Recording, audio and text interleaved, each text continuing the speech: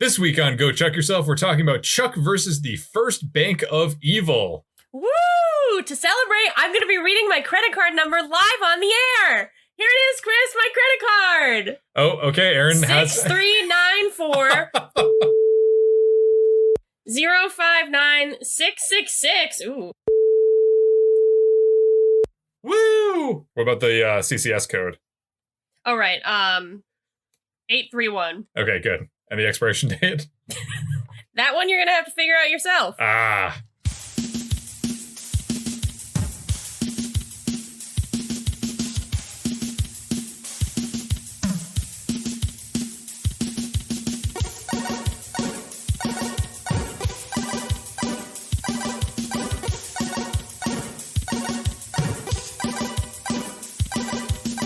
That's right, you can bank on us for a good time. Hello, welcome to Go Chuck Yourself. My name is Chris Gillespie. My name is Erin. That was really delightful, Chris. Good job coming up with a little thing this week. Thank you. I don't usually write our little introductions like ahead of time, but I wrote this one ahead of time, and that's not a joke. I actually wrote down the sentence, you can bank on us for a good time. Hello, welcome to Go Chuck Yourself, because I had this idea yesterday, and I didn't want to forget it, so I'm glad that you appreciate it. We are, of course, talking about Season 4, Episode 17 here. It's Chuck versus the First Bank of Evil. But before we get to that, there was something that I wanted to bring up to the group at large, to you, Erin, and to our listeners at home. Okay. We ended last week's episode talking about Taylor Swift and how you have tickets to Taylor Swift's Lover Fest, which I'm assuming is some kind of group orgy. I'm not really positive. But it's been canceled because of COVID, and it might be coming back in the future. I had made a joke that you couldn't trust Taylor Swift with your money. You said that you could trust her. I'm sure you can trust Taylor Swift with your money. I don't want that to be misconstrued. But then following that, you also you had posted on Twitter a tweet campaign, if you will, to promote our episode about the Cat Squad using this Taylor Swift filter to alter pictures of the Cat Squad. And correct me if I'm wrong, but you posed a question to people that said, who wore it better, Taylor Swift or the Cat Squad? Yes, that is, all of this is correct so far. What is your question? So I'm just wondering, I'm concerned that we're like on the precipice of starting a feud with Taylor Swift, which there's enough going on in the world that people certainly don't need a feud going on between what I would consider two equally large presences in the entertainment world, Go Chuck Yourself and Taylor Swift. So I just want to make sure that, Taylor, if you're listening, I know you're a big fan of the show because we talk about you occasionally. I just want to make sure that you know that we're not, we don't have any ill will towards you. But now that we've cleared all of that up, I did think it would be interesting. And I wanted to ask you, Erin, as a avid Taylor Swift fan and a Taylor Swift scholar of many years, yes. What kind of, if we did have a feud with Taylor Swift, what kind of diss track or maybe an entire diss album would she write about Go Chuck Yourself? What kind of allusions would she make? What kind of, literary devices might she employ to take us down a peg? Okay, so this is a really interesting question. And, okay. Do you think, so she would obviously have to make like little references to Chuck. Mm-hmm. So she would have to use I feel like there would be a song in like all lowercase that would be called like Intersecting with You and like a lowercase letter U. Okay. I think that would be one of them. And it would be like, seem like kind of romantic, but then if you like really listen to the lyrics, it would be kind of like, I used to enjoy intersecting with you, but now I only enjoy disrespecting you, or something along those lines. That sounds right. Yep. Okay. So she could go like, if she was feeling like kind of like just like wanted to be really blunt about it, I feel like the album could just be called like Chuck You or something like that. Mm-hmm. But I think Taylor likes to be a little bit more artistic than that. Right. So, what? I mean, I was thinking that there would probably be allusions to like, I feel like at some point she would have to say like 0 out of 5 corn dogs. I don't know how many phrases rhyme with 0 out of 5 corn dogs. But maybe she could make an allusion to like a corn dog wrapper blowing in the wind, Or maybe she would have a song. Mm-hmm. Maybe she could have a song that's just called Scooter in all lowercase. And it's well, that's actually really interesting because she could kind of double down because she's obviously having a feud currently with Scooter Braun. Oh, that's true. That's a good point. She could have a feud with us. Okay, so that makes total sense. Yeah. I feel like she would have a line or like maybe like kind of like a promotional video on TikTok where she was like make kind of a reference. She would have her cats, Meredith and Olivia, and she would say, "There's room for one more. I've always liked the name Coco," and then like look right at the camera. And then she's kind of like trying to steal your monkey daughter away from you. Right. My monkey daughter, who is once again watching us record as she does occasionally. I think there would also be allusions to, I think she would probably play with the metaphor of castle a lot. You know, there could be like... That makes sense. Yeah, she loves castles. She likes castles. Do you think it would be more in the vein of like a Reputation kind of like dark pop era? Or do you think she would like turn it into like kind of the more folk, like Evermore folklore kind of songs that she has now? That's a good question. I feel like it would be almost more, I feel like you can kind of be more overt and aggressive if you go the Reputation route. Like she could have an album that's just called like Versus, or it could be Chuck Versus. Versus, that's really something smart. Like that. But I feel like if she went the folklore route, I feel like it would arguably be more hurtful towards us. Like if the songs are like really thought out and like just beautifully written and about how much we suck. She could have Champagne Problems Part 2, which is just about the time we both drank bottles of champagne live on the air. Now that was really stupid of us. That was great. I have fond memories of that. I had a fun time. It was, yeah. If only there was an excuse to do that again, but the show hasn't really presented us with one. When Chuck and Sarah get married, probably there will be a chance. Yeah, hopefully, unless they have a dry wedding, which would be no fun. There could be like, what could she do with the Buy More? She could have what? She could have like Home Theater Room could be a song. I could see that on an album. I can buy more, but I can't buy your respect. Or like, wow, you can buy more, but you can't buy me. That's really good. That kind of reminds me of like, I Did Something Bad. I feel like that's kind of like in the same vein. Mm-hmm. So, okay. So, just some ideas, Taylor, if you do want to have a feud with us. These are, we look forward to your award-winning diss tracks on us. I have one more thing. Yep.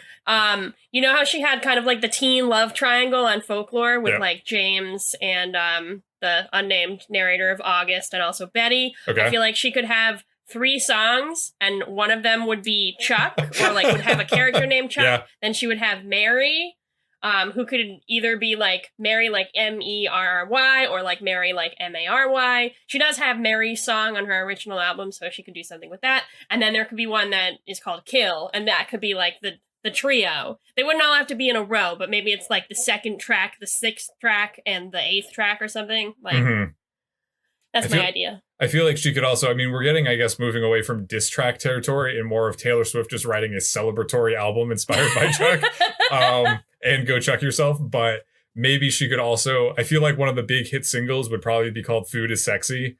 And it would be like the jam of the summer. And featuring Brendan Urie, of course. And then I think the closing track of the album would be Anything Is Possible, and it would be like a really sweet kind of like 2-minute little piano ballad thing. Featuring Bon Iver. Yeah. Okay. So on that note, let's talk about Chuck in the way that we talk about Chuck, which is not usually a musical way. I mean, sometimes music is involved occasionally. But right now, I don't think it's going to be that musical. So, Erin, why don't you tell us about the First Bank of Evil and Chuck going against it? So we pick up right where we left off in the last episode. Vivian Volkov has put her locket into the horse statue, causing it to open a panel in Volkov's office wall. She approaches, and I gotta say, I don't know if it's that I'm missing Timothy Dalton or just like she is a beautiful woman, but she's wearing like a leather coat and high-heeled boots, and if I can't have the Volkov I want, I'm perfectly happy with this Volkov. She looks great. What's that song? If you can't love the Volkov that you want, love the Volkov that you're with. Exactly, yes. That's my motto for this episode. So she opens this panel in the wall and she finds what looks like a clear plastic or maybe glass credit card on a little stand. It was actually pretty cool. I prefer that to like the black Amex or like the gold cards. Like I would love a clear credit card. Might be easy to lose, though, maybe. I don't know. Probably get dirty with fingerprints. That's true, yeah. So she removes it, and a little red button starts blinking on the back of the stand, and in walks Riley, Volkov's lawyer, who is played by Ray Wise. He reads her a letter from Volkov, in which Volkov tells Vivian that she can use the card to rebuild his empire.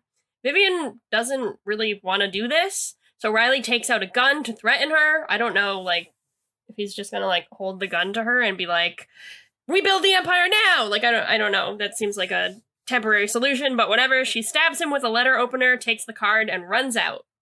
We cut to another private moment between Sarah and Ellie, which I was excited to see, but it's not quite as progressive as last week's episode, particularly since Ellie refers to picking flowers for the wedding as girly stuff, and their whole conversation is about the special moment when you realize you're marrying the man of your dreams. All that aside, Sarah's a little overwhelmed by wedding decision-making, and Ellie is there to support her. At the Buy More, Morgan is looking at TVs for his new apartment. Chuck asks how that's going, and Morgan says he's found a place, but he needs to find a new roommate.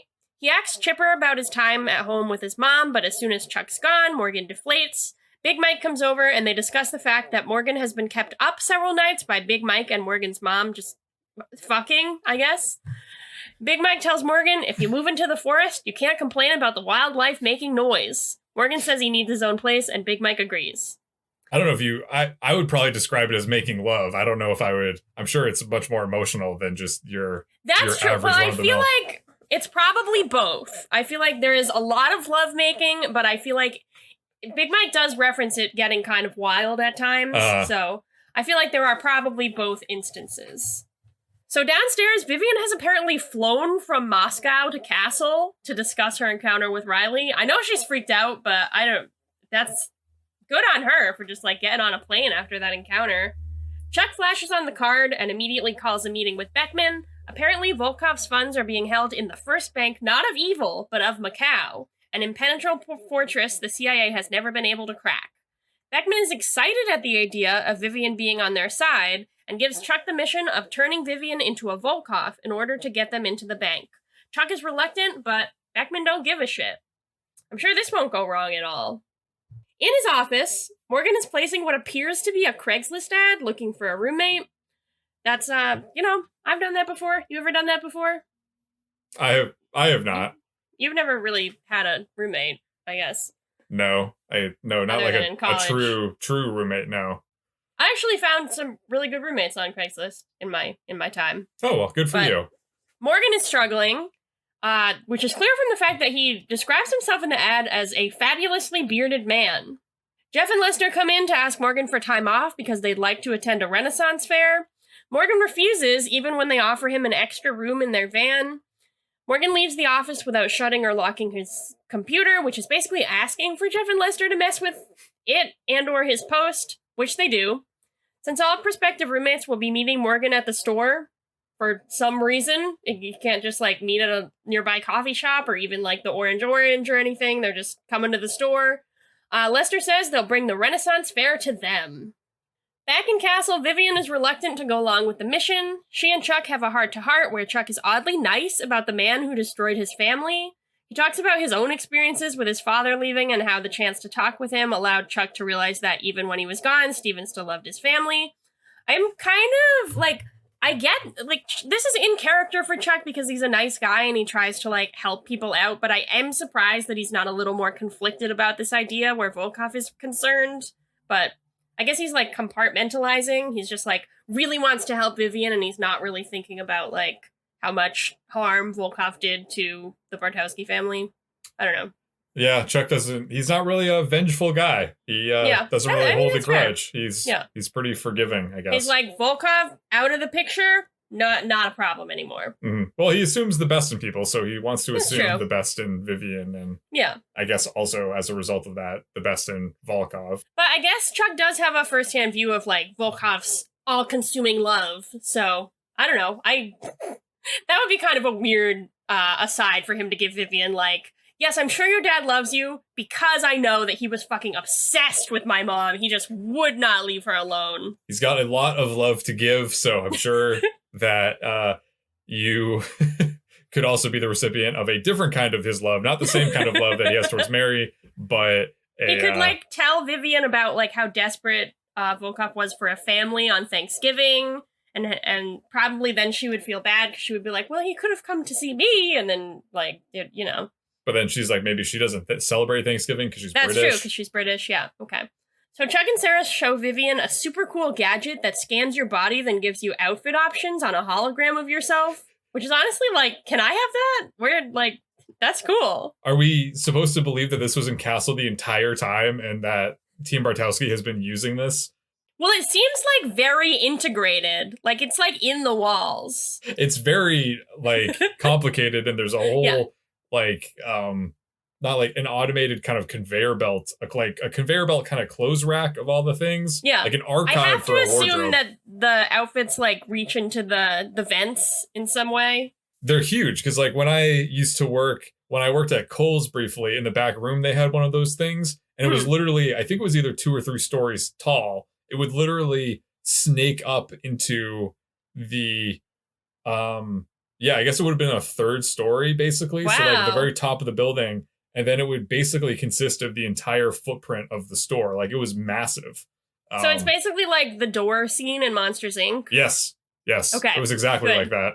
And I was very afraid to use it, but I was very curious if I did not have the ability because no one liked me at that job. But if I was better liked, I may have had the ability to go up and actually look at it myself, because I was like, what does this look like? Why are there so many clothes? That's actually really interesting, because I have not ever worked, like, clothing retail specifically, so I'm not really familiar with what goes on in the back of a Kohl's.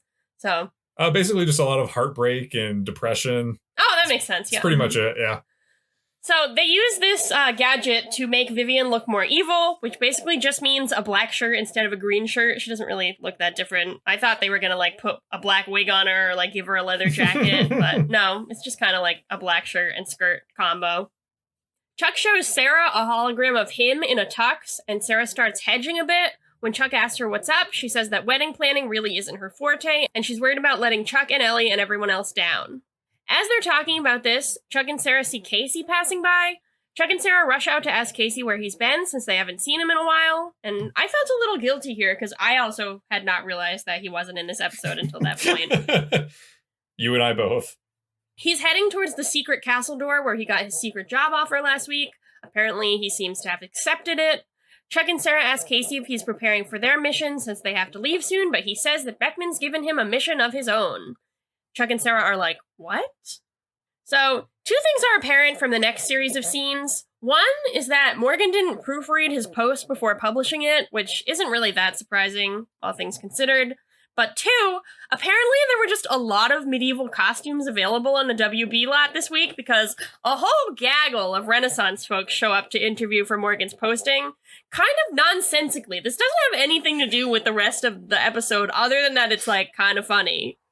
And it also, like, it doesn't, in terms of the show in a larger sense, this is the first time that we're hearing about Jeff and Lester being into Renaissance fairs. Yeah. So it's, like, not even just is it out of the blue, but it's, like, extra out of the blue. And I was also surprised that they did this within the first 15 minutes, because I was thinking, well, this is odd. This seems like something that would have been later on in the episode as this kind of arc reaches its climax, but no, it's just happening. It's happening, and apparently even people who attend Renaissance fairs, they like dressing up as their Renaissance fair characters in public and going out to meetings dressed like that. Or the posting must have said, please come in your best Renaissance fair garb. Yeah, that's what I have to assume. But if you, like, have any ideas on what specifically the post said, I am very curious. Like, because a lot of people were there. Like, it seemed like more people were there than would be interviewing for this roommate position. So, like, I don't know. I have no idea what's going on. There's a king, there's a sexy woman, and there's a centaur. And that's, I don't know. What do the people think they're there for? I don't know. The centaur was very elaborate. And they all seemingly want to take advantage of whatever opportunity Morgan's offering. I mean, I interpreted that Jeff and Lester had published the post while Morgan was gone, so he didn't actually have a chance to proofread it. Okay, that makes sense, but I feel like he would still be alarmed by that, because he didn't publish it. I feel like he would, like, check it? Like, was it just like an open call that said like, hey, if you want to live with me, come to the Buy More? Like, wouldn't it usually be like kind of like they would email and say like, hello, I'm coming at this time. Are you available? Like, there's a lot going on here. I also think that, maybe Morgan brought it upon himself. Like, why didn't he just, it sounded like, Jeff and Lester could use time off, unless it was like, we need time off tomorrow, in which case I could see Morgan not wanting to approve that as a manager. But if they got in their request in an appropriate amount of time, I don't see why he would shoot it down, That's kind of mean. I mean, that's fair. They did say they wanted 2 weeks off, though, so that is kind of a long time. Oh, 2 weeks. Yeah, but they might, we don't really see them that often. They might have vacation time built up.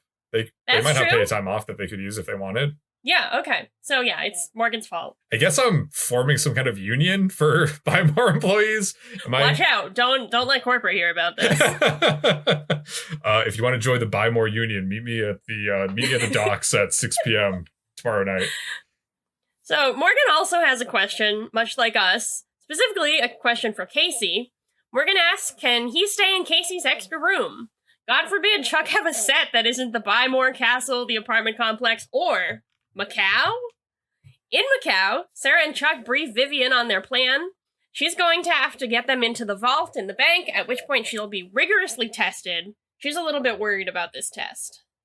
So it seems like they are, obviously the Bank of Evil must have been some kind of, they were probably on location somewhere at some kind of hotel or some kind of other corporate building, skyscraper kind of thing. But whenever they do like the cityscapes and like outside shots of Macau, that looked like a real place.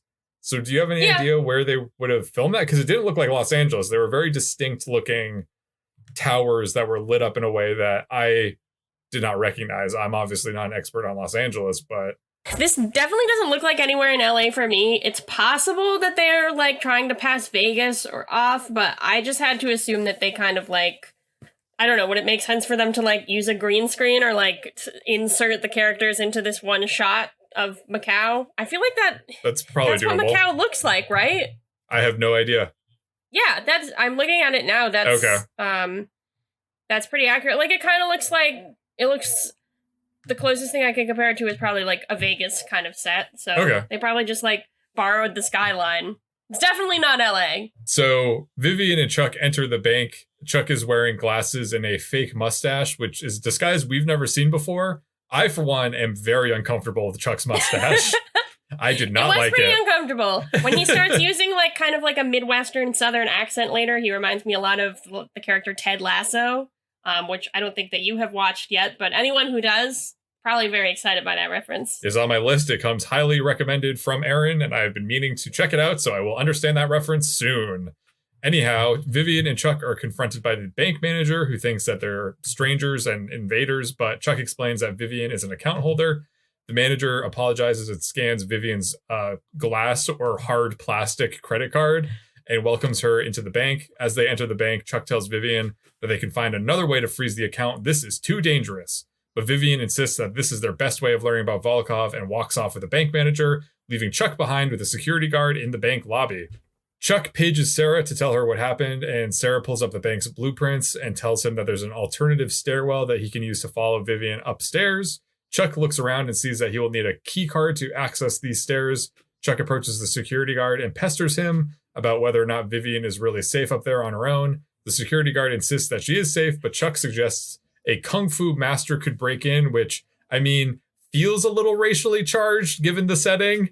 But maybe Chuck didn't mean anything by it. Maybe it was just the first thing that came to mind. Chuck does a kung fu pose, and the security guard punches him in the stomach, perhaps deservedly so. Yeah, I thought so.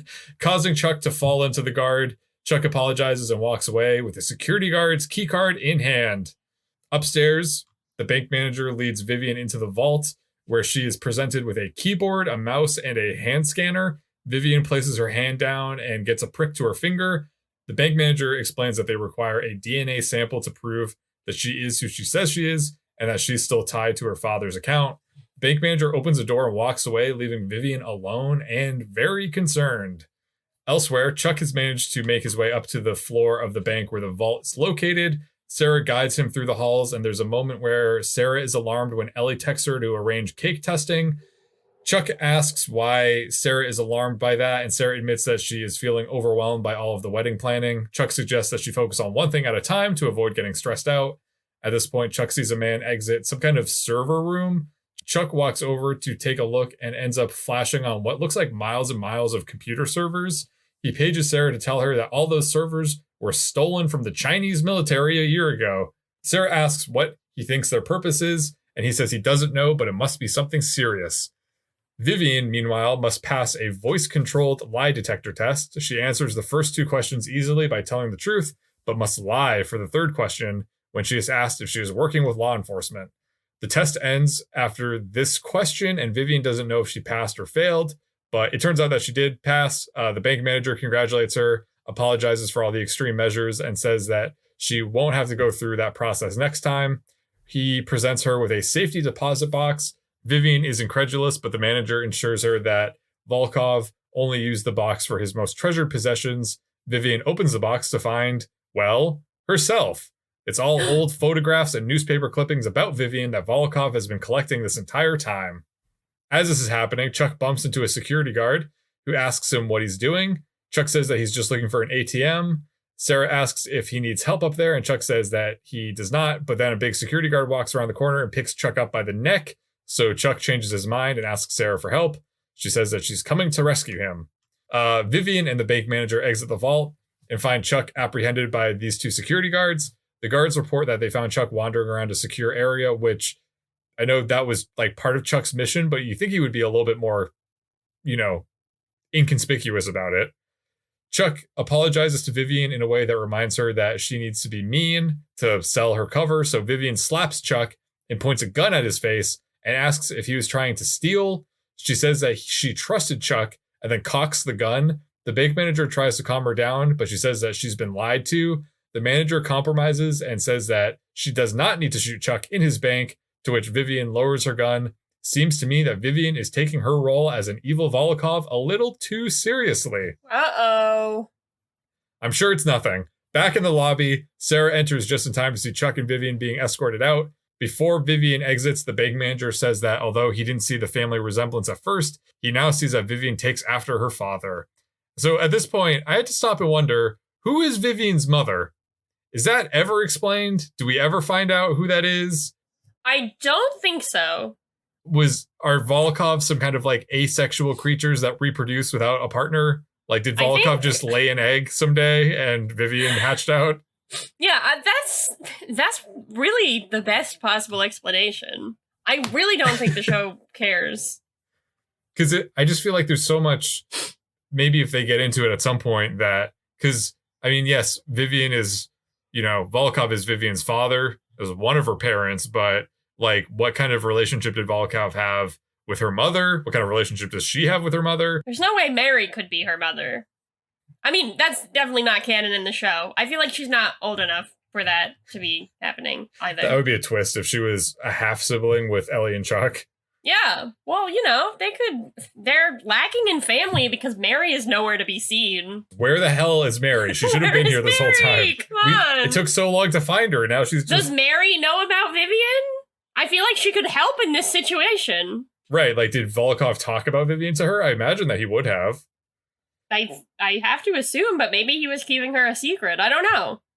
Later on in Castle, Chuck, Sarah, and Vivian are going over the contents of Volkov's safety deposit box, looking for clues. Sarah gets a wedding text from Ellie, so she steps out to call her, leaving Chuck alone with Vivian. Vivian points out that Chuck at least had the chance to speak and reconnect with his long-lost father, but she will never have that opportunity, especially if Volkov is going to be held in a CIA prison somewhere. Goddamn Chuck, sympathizes with Vivian and says that he understands what she's going through and that he will try to work with the CIA to set up a meeting for her. Vivian hugs Chuck spontaneously and thanks him. So it turns out that Ellie's wedding epiphany that she had was that she and Sarah are doing everything backwards. They shouldn't be planning Sarah's wedding to Chuck. They should be planning Sarah's wedding to Ellie. She's going to leave Devin and Clara so that she and Sarah can elope and start a new life together. Oh my god, I would love that. So that's not what happens, but I would be immensely surprised if there isn't any Sarah and Ellie fanfiction out there. And if there's not, Chuck fandom, get on it. Send in your best Sarah and Ellie fanfiction. Fanfiction. Sarah and Ellie. Uh-oh. Find anything good?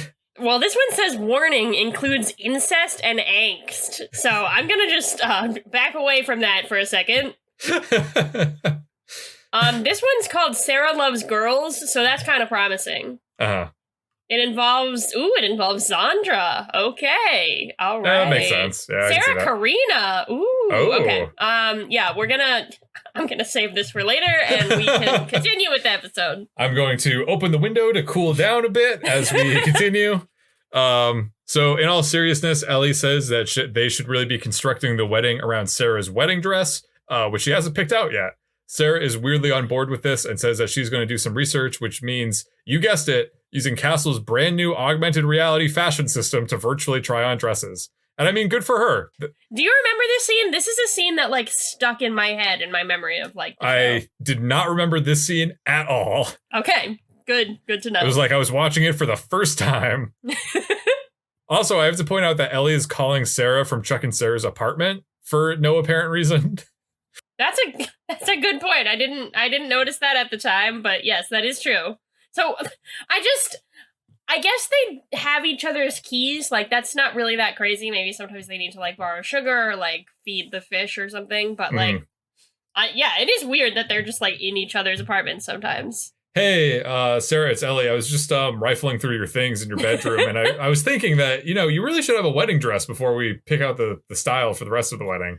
I mean, like, I don't think there's any correct way to plan a wedding, but it is kind of a good point. Like, I do feel like you should probably figure out the dress situation, because that, like, takes the longest to, like, deal with. Yes, before you can say yes to the wedding, you need to say yes to the dress. Wow, yes. Now streaming on Discovery Plus. Check it out. We then hear a song that I could say that we both thought was Frightened Rabbit, who are, of course, friends of Chuck. The show Chuck. Frightened Rabbit appears a lot. But the music was not by Frightened Rabbit. It was by another Scottish alternative band called Admiral Fallow. It was good. It's a good song. It was good. It's very peppy. It's very nice. It feels appropriate in the scene. I am a casual fan of Frightened Rabbit. You were a bit more of a bigger fan of Frightened Rabbit, and it even fooled you. Yeah, it did. I will say, it did not necessarily fool me in the scene, but I was watching with subtitles, so also it said that it wasn't Frightened Rabbit. So it didn't fool me in the scene, but in my memory, I remembered this being like The Twist, or like Swim Until You Can't See Land, or like one of those songs. Mm-hmm. But there hasn't really been a lot of Frightened Rabbit in season 4. No, I guess season 4, they didn't really have that elusive Frightened Rabbit money budget. That's so totally fair, yeah. It's okay. They're basically the same thing. I mean, I don't know anything about Admiral Fallow, but it sounds a lot like Frightened Rabbit. Yes, yeah. Anyway, we cut to a montage of Sarah trying on different wedding dresses, and it's cute because she doesn't like any of them, or she thinks she doesn't like any of them until she finds the one. So, this is not a sexist thing. It's just a co-host thing. I can't describe the dress that she likes using terms that will make sense. Are you able to describe it in a way that would, like, what kind of dress it is? Oh, God, I can't even picture it.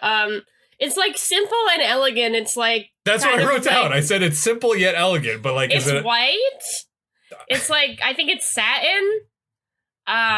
I know there's different silk. cuts of wedding dresses, but I don't know what kind of... You keep making me Google things. Types of wedding dresses. I don't know. You could have done this. I thought you would know because I guess I'm sexist. Let's say it's I'm looking at the cuts. Okay, I've got something. It looks like it might be a sheath dress or a modified A-line. Okay. Let's go with sheath dress. Excellent. Thank you. Thank you for doing that. Although, it could be a column. I don't think it's an A-line. No. Okay, sheath dress. Let's say sheath dress. That seems... It's hard to say, but it is probably accurate. So whatever kind of dress it is, Casey walks into the wardrobe room at this moment and compliments Sarah's dress. She's very smitten with the dress, but then Casey points out that the dress has blood-stained bullet holes on the back of it. But that just makes it all the more special to Sarah. Back in the Buy More, Morgan confronts Jeff and Lester and says that they owe him one. and that he'd like to stay with them for the night, which doesn't really sound like, how dire of a situation do you need to be in, Morgan, before you opt to stay in Jeff and Lester's van with them, but go for it. Lester says that their vacancy has been filled, and we pan over to see the king from the Renaissance Fair standing in the background, beckoning Jeff and Lester to come hither. Jeff and Lester are beside themselves with excitement about living with a king and exit the store as Morgan rolls his eyes behind them. Down in Castle, Beckman explains... Wait. We have to talk about one thing. So, I understand why you didn't draw a reference to this, because it's not normally something we would point out, but Jeff and Lester are excited about living with the king because they think that he will provide them with something. Are you, do you know the term that they use? I'm not positive. I didn't jot it down. I wanted to ask, this is actually a modification of a term that I heard for the first time from you in college, so... Jesus Christ, oh god. Okay, so they use the term Ren-tang. So I wanted to ask, how do you feel about the term Ren-tang? Not great, and even worse now that you have an association of me. Dare I ask, what kind of context would that have even been brought up? It wasn't awful. It wasn't that bad. I feel like was it ironic? It was. Please tell me it was ironic. I can't imagine. Yeah, no, it was definitely ironic. You said that you thought that, I feel like it was like in the context of like Harold and Kumar or something. You said you thought that was a funny word, and I had never heard of the word before. Oh, okay. So then now, yeah. So now when I hear that word, which is not really often, I feel like it was more of a 2010s word, early 2000s word. I think of you. So if you look in the dictionary, if you look up this word, it's a picture of Chris. Oh God.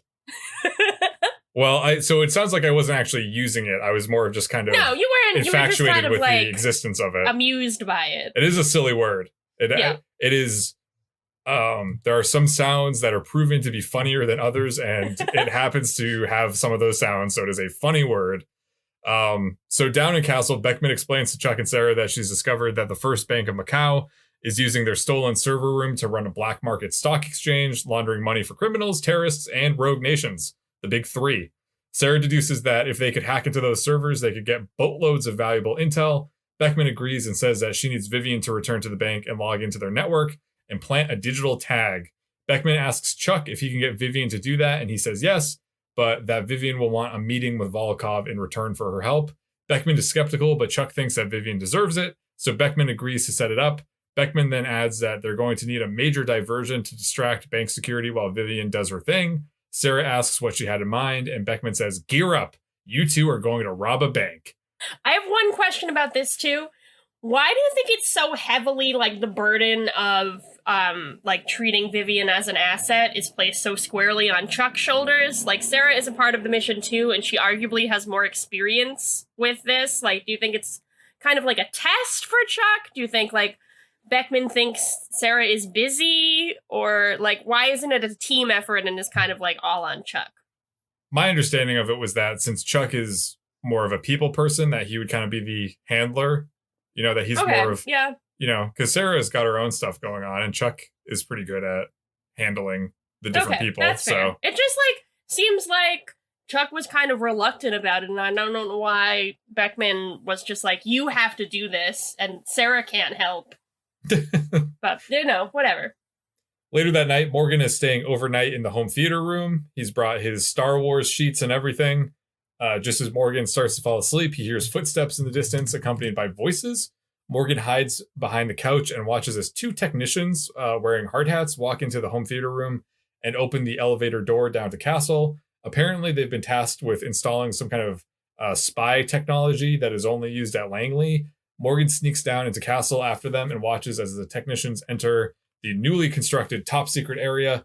Morgan looks inside the secret door when it opens to see a ton of technicians working and being supervised by none other than one Colonel John Casey. This is what he's been doing! So Morgan sneaks away from the door. He goes around one of the corners in Castle and just kind of like, as some guys walk by him, he just pretends that he's dropping by. He's just like making sure that everything was delivered properly. He seems to have gotten away with it, and he's about to sneak back into the buy more when Casey comes out, grabs Morgan by the neck, and demands to know, what did you see?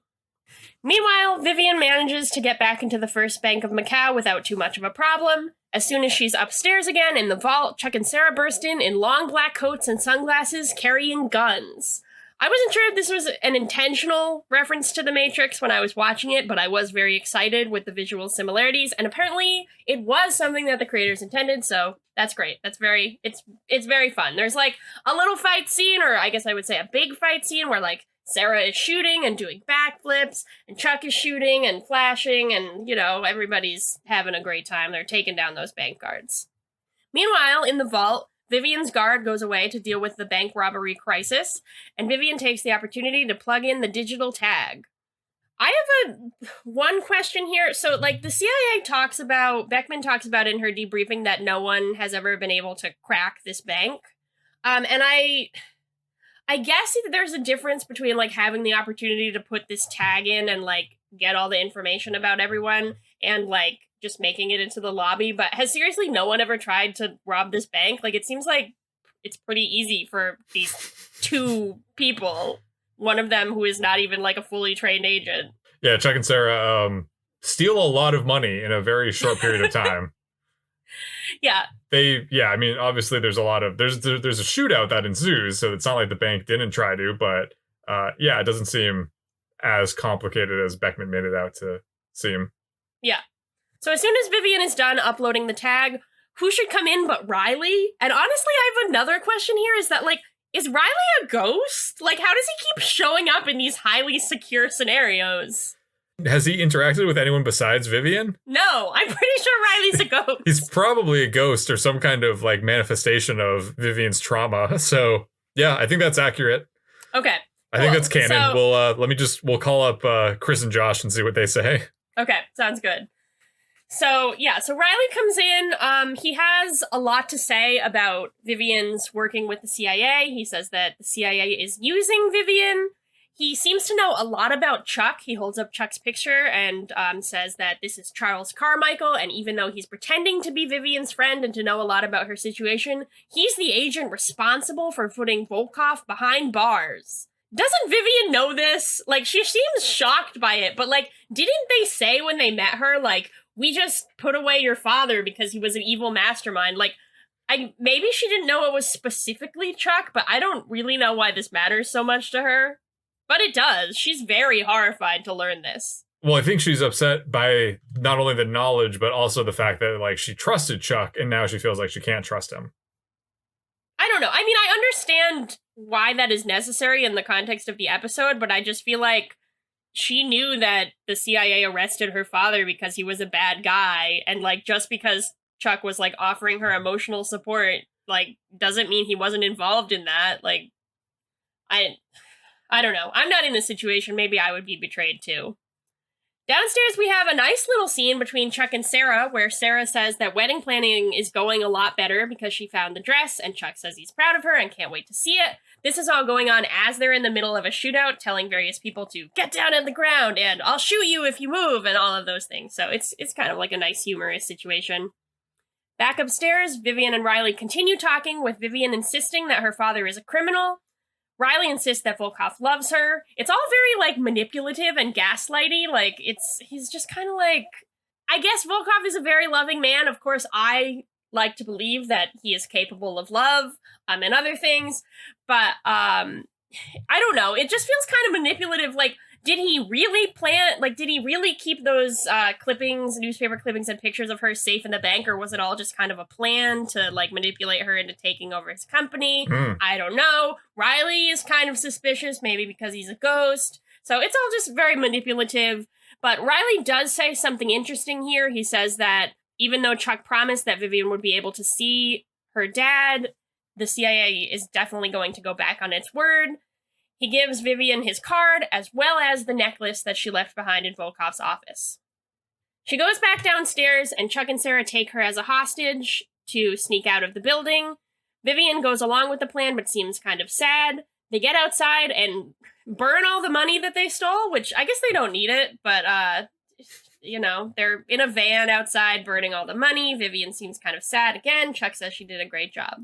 I know that they don't need it, but don't you think? And I was like, yeah, like, can the CIA confiscate it or something? Right. Wouldn't it?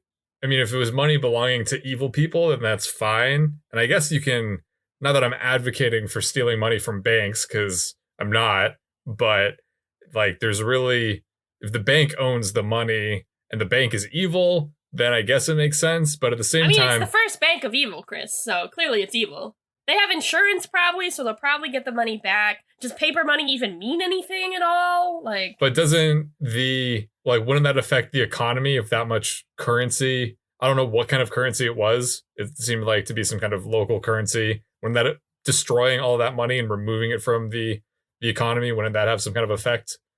Couldn't the CIA donate that money to like a charity or something? There's a lot of questions here, and I think you've got your head on straight, Chris. You're really asking the right ones. Oh, thank you. I appreciate that. So back in Castle, Beckman tells the team that they did great. Chuck follows up about Vivian having the chance to meet her dad, and Beckman says no, this is not happening anymore. The CIA weighed the risks and decided against it. She is not sympathetic to Chuck's concerns about this, and Chuck is sad. Chuck goes in to tell Vivian the bad news. When Vivian asks for more information, what does Chuck say, Chris? It's complicated. Vivian is obviously upset by this, but she puts on a brave face.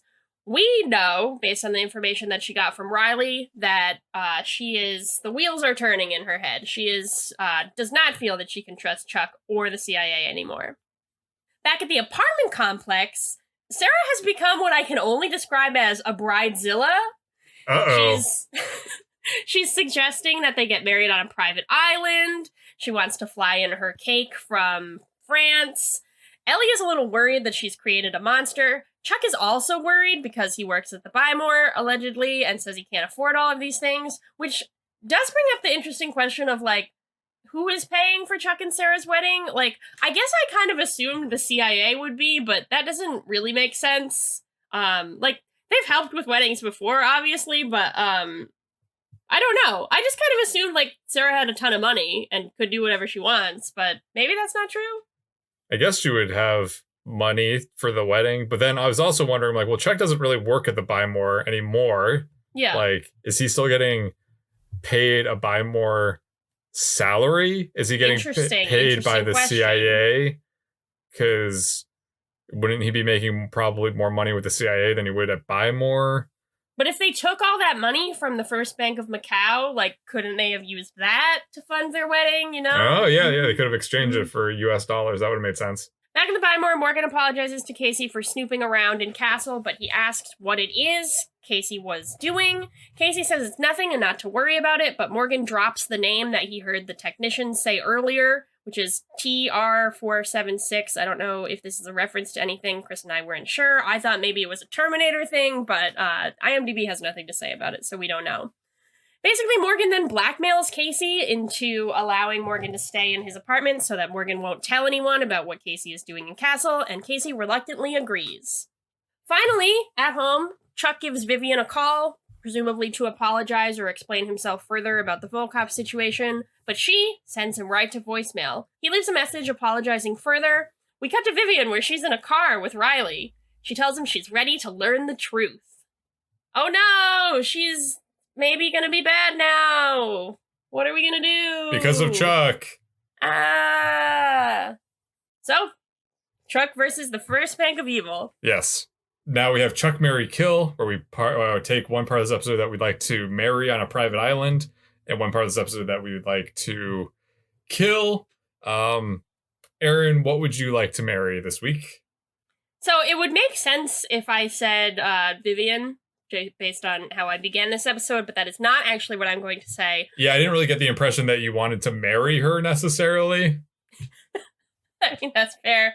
I really enjoyed the bank manager, played by Francois Chow. He's someone I recognized from his time on Lost, and I was really excited to see him. I thought he handled very well. Like, he was kind of funny and a little bit bumbling, but was also vaguely threatening. He also fit in that cool middle ground of, like, a guest star on Chuck who you recognize, who, like, fits into the world and seems like he should be there.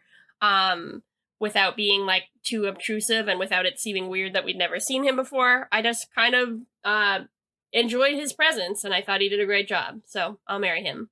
I thought he kind of that character was making me think kind of like something that Volkov himself does, where there's this kind of like you have characters who are ostensibly evil or bad, but they also, that doesn't mean that they're not professional and that they still can't be courteous. Because I feel like even though the bank manager, maybe this is just his job, maybe he's not necessarily evil, but once Vivian passed the test, he was like more than accommodating to her and everything. And I was like, yeah, this is kind of an interesting point about ambiguity of like people that you think are evil maybe are also can be courteous and nice, but are just different. I don't know. Yeah. Something to think about. Something to think about. What about you?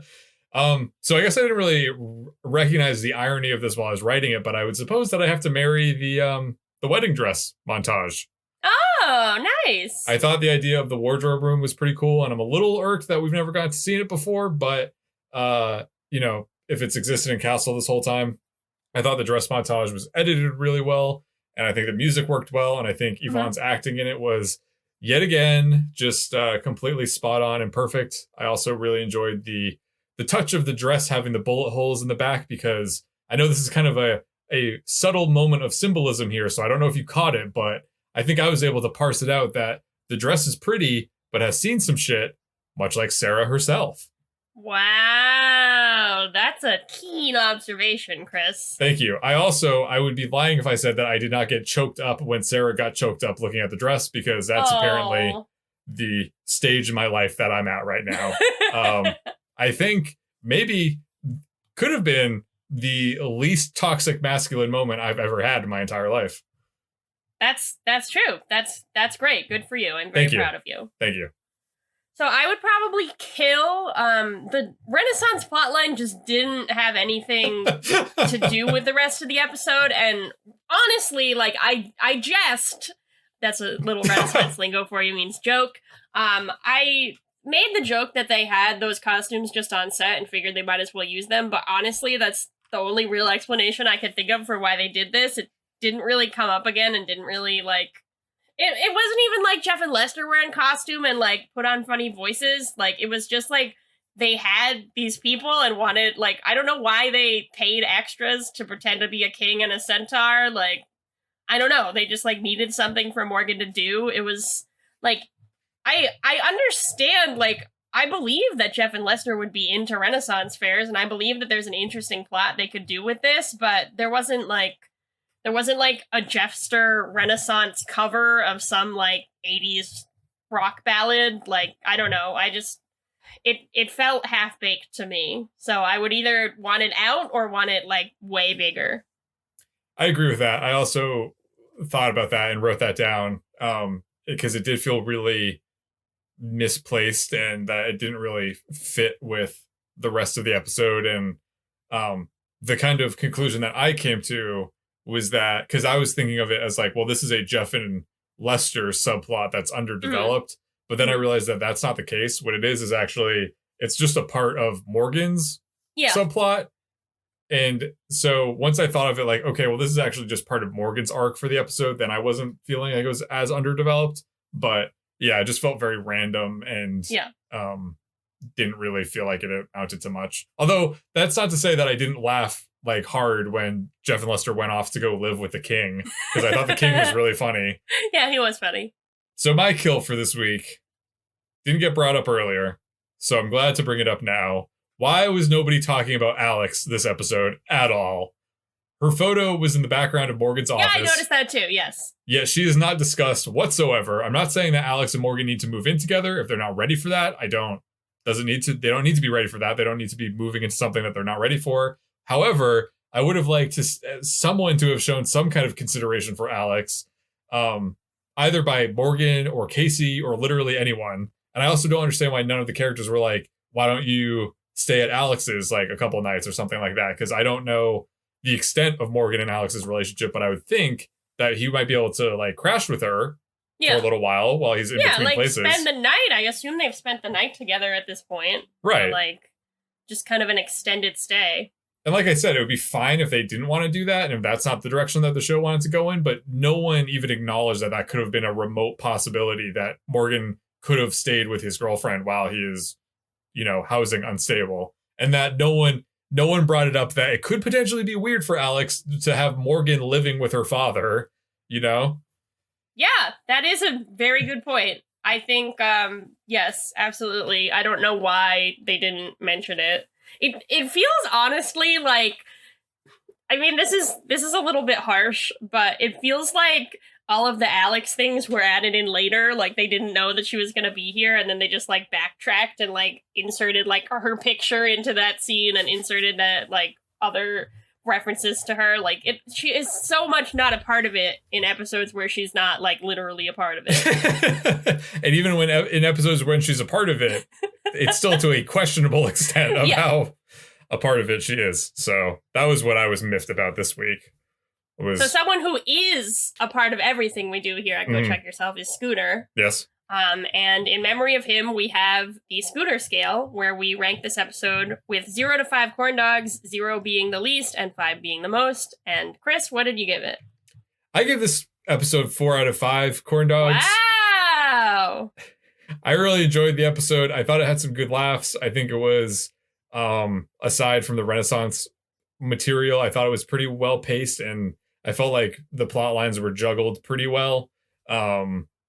I think it was a solid follow-up to last week's episode and really conveys this kind of, or suggests a compelling transformation on Vivian's part from this kind of innocent person to someone who's going to be potentially be evil, to like reclaim what she feels like is her past or her family or whatnot.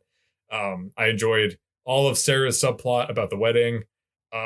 Enjoyed Ellie. I thought that, I actually feel much more excited about Chuck and Sarah's wedding now after this episode than I did before.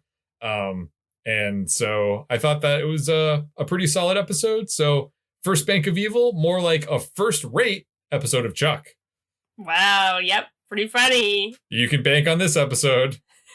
You can bank on Chris enjoying this episode. This episode has earned my interest. That's good. That one was really funny. I'm going to give this episode a 3.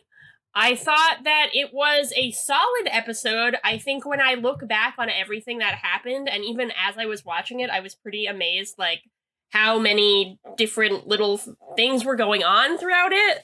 Like, Morgan's plotline looking for roommates, like, whether the Renaissance part is underbaked, like, has a lot of different beats, a lot of different things with Casey, a lot of different things with Big Mike, and then there you go to Macau, they go back to the castle, they go back to Macau, they talk to Vivian. Like, there's so much going on, so many emotional beats, and I'm very impressed that the episode more or less pulled it off. That being said, I liked the wedding dress scene, but it didn't, like, the rest of the episode didn't really wow me totally. It feels kind of, to me, not that shocking that Vivian is going to make a turn. It seems like they need a villain for this latter half of the season, and it all felt like things I have seen before, with Chuck making a promise to an asset and then the CIA going back on their word, Chuck feeling bad about it, the asset turning, like, bad or not helpful anymore. So I wasn't disappointed by it by any means, but it kind of felt middle of the road. It didn't feel particularly surprising, other than, again, I thought that the wedding dress was really successful and memorable. And I enjoyed it the first time I saw it, and I enjoyed it again this time. Good. I think that was all valid. I respect all of that. Thank you. I respect you too. I respect the lesson of the week, where we share what we learned this week. Erin, what did you learn this week? Forget Kleinfelds. The CIA has the best wedding dresses around. I know that sounded like an ad, but that's also what I learned. I think I'm gonna have to hit up Langley or the farm or other CIA bases in order to get my wedding dress when I'm looking for that kind of thing. To be fair, Langley and the farm do sound like names of high-end dress boutiques. That's true, they absolutely do.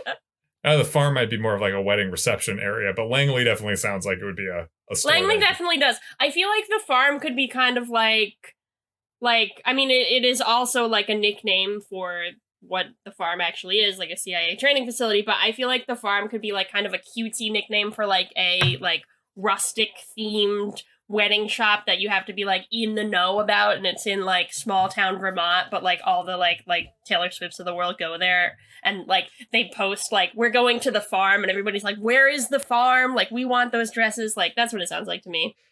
Yeah, that's exactly what I was thinking.